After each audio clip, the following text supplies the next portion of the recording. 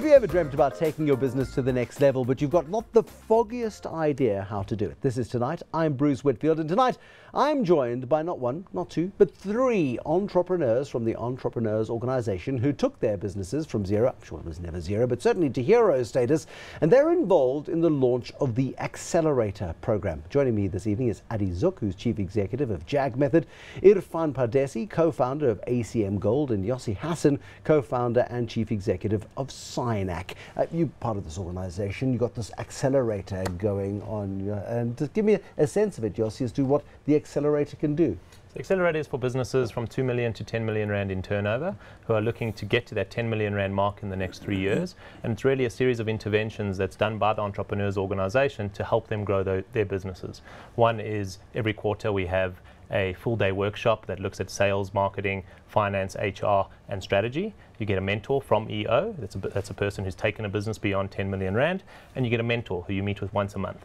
And on top of that, you get what you call an accountability group, 8 other peers who are in the same situation as you are, that you meet with once a month to discuss different areas of your business, and they help you grow your business as well. I've not ever been to a meeting of Alcoholics Anonymous, but it feels a bit like that, Adi. I mean, is it like that? To have not been to Alcoholics Anonymous. I've seen the movies. You know, the EO forum, that's a group of us that get together, has changed my business, changed my personal life amazingly. Irfan's actually in my forum, and it really just challenges you on every level of your life and helps you with business strategy, helps you increase your revenue, helps you decrease profit just through sharing experiences. Hopefully increase, not decrease profit, because you don't want to be decreasing profit. Yeah, otherwise, Irfan, you need to do your job better, because you talk about you guys need to talk afterwards, I think. So you're all over 10 million rand in turnover. Right. So you're all mentors. You all look after each other, and that's an interesting relationship. How tough is it though to be sort of coaching a peer, Irfan? Bruce, it's actually it's more than coaching. You know, it's an environment where you start really feeling safe with your peers, because now you understand that there's people who understand your problems. You know, I mean, people around your life on a day-to-day basis don't necessarily understand, you know, when you're whining about, you know, your business issues, you know, because they come perhaps from a different environment. And that environment could help you in other parts of your life, but not necessarily business. And you know, what's interesting to understand is EO it's a member-led organization. It's, you know, everybody sitting here around the table and everybody sitting in EO is volunteering. You know, we're going out of our way just to ensure that, you know, people get the opportunity, you know, to come up somehow. But you're doing it because other people did it for you. That's correct.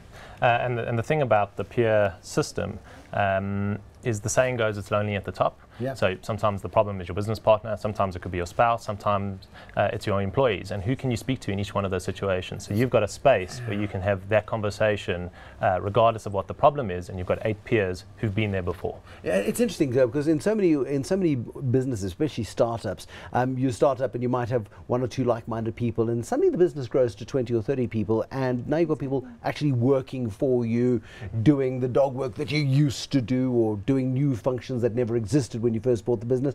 You don't have much in common. Suddenly you're the boss. And that can be, as Yossi says, a lonely place to be. Very lonely. And so how do you cope with it? I mean, you phone up in the middle of the night and your partner doesn't mind. And you know, the nice thing about EO is there's a specific structure, a specific agenda to sounds each like of the Freemasons, meetings. Actually, more than Alcoholics Anonymous. I suppose, in a way, but it really helps you, you know, dedicate that time to resolving your issues, to having that honesty, to having that place that you can share. What are the big issues that come up, Irfan? Look, it's again, you know, you have to think that it's actually it's covering the overall life that you have. You know, most companies have a board, okay, and you have 5 or 6 people challenging you.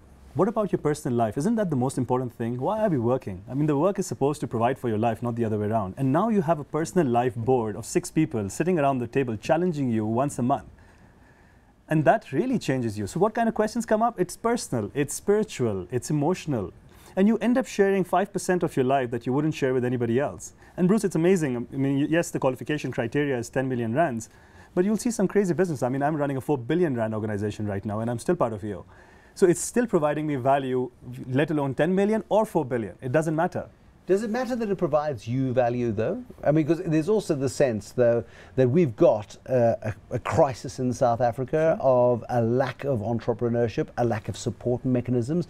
There are people, and maybe the real support needs to go from 0 to 100,000 first. Sure. But I mean, that's a task. We've got a small business minister to do that. Good luck to her. But this is the growth engine. This is the part of the economy. If we've got a chance of succeeding in South Africa over the next decade or two, it's businesses of 2 million and above that will employ people, that will create the opportunities, that will grow the next generation of entrepreneurs.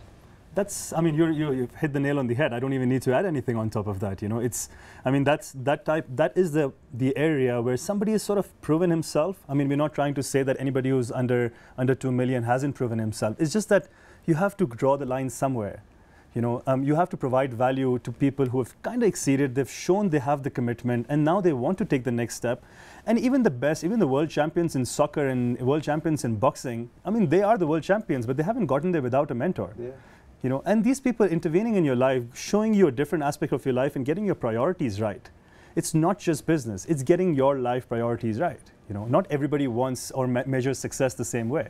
It would be tragic to hit 40 and have no friends left. Because and sort of your family members don't recognize you because you haven't been to visit your mother on her birthday or Mother's Day for the last 5 years. Because hey, you're just kind of a little bit too busy. Kids ask, who are you when you come home?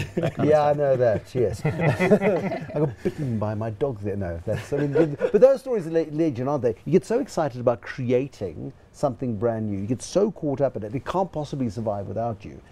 Yet you have to be equipped with the power to say no or step back, whatever the case is, and it comes through this group mentorship approach. How does the Accelerator amplify business success? 2 million rand and above, you kind of know what you're doing. You're making mistakes. You don't have a proper structure. You're flying by the seat of your pants probably. How are you going to help these guys to participate? So it's a great question, and I think the thing about entrepreneurship is that when you're at a 2 million rand business, it's probably the biggest business you've ever run. When you're at a 3 million rand business, it's the biggest business you've ever run. It's 50% bigger. It's 50% bigger. So you're always learning by doing.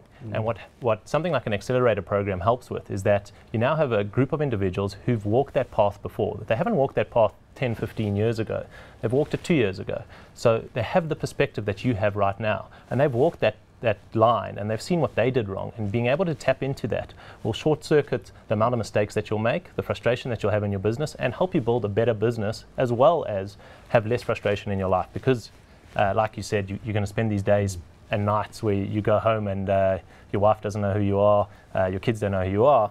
It gives you that kind of perspective about what's important. These are the things that you can do. These are the options that are ahead of you. And you have a group of peers that will hold you accountable to what you say you're going to do. And if I had that in my business when we were growing the company, it would have really springboarded the growth of our business, as well as short-circuited a lot of the challenges that I would have had and frustrations that we didn't have to learn the hard way. And it's about helping people not have to learn the hard way. How fierce does it get? How fierce in what way?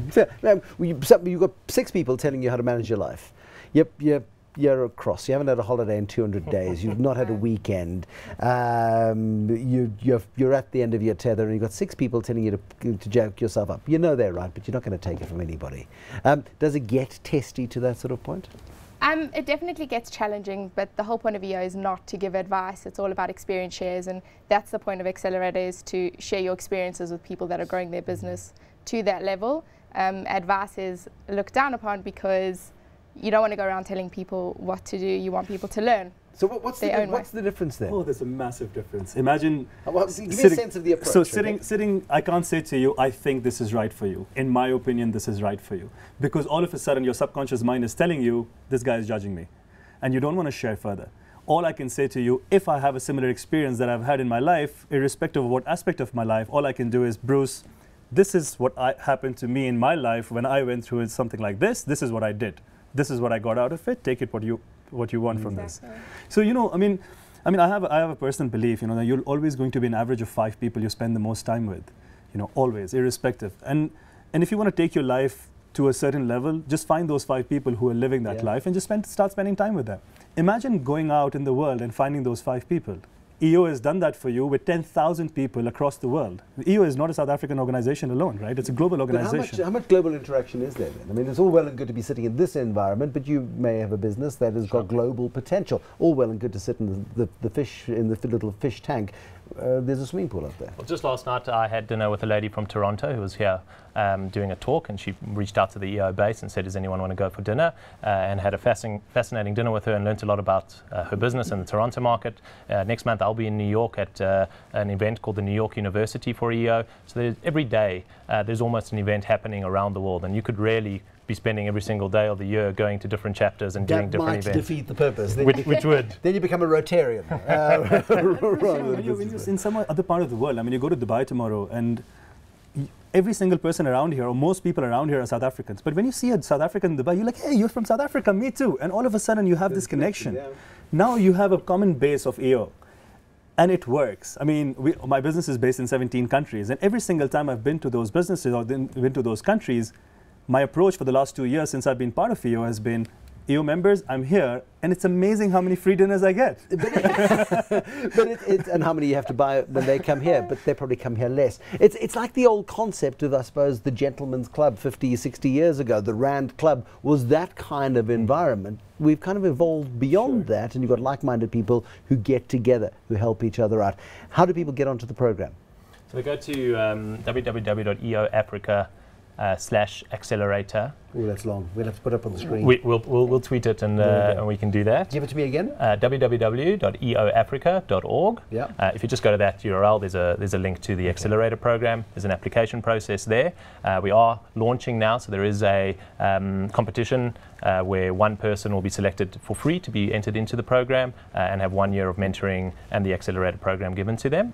What happens if you come second? You have to pay. Then you'll need to pay. It is a paid-for program. It's 22,500 Rand a year, and that includes everything, including the international facilitators, the workshops, and everything that goes with it. Is there an obligation to pay back, or is it just come because you get so ingrained in the culture of the place, Adi, that you just want to give back more? For me personally, definitely there's a giving environment. I want to pay back. I want to continue to help businesses grow and see businesses grow around me, change South Africa, as you said. Yeah, it's absolutely fabulous. Adi Zuk, who is Chief Executive of JagMethod, Irfan Pardesi, co-founder of ACM Gold, and Yossi Hasson, the co-founder and Chief Executive of SYNAQ, the fascinating world of the Entrepreneurs Organization. It's all very secretive, secret club-like, but boy, if you're in it, there certainly are some huge benefits to be had there as well. Thank you for watching. There'll be more tonight, tomorrow. Till then, good night and goodbye.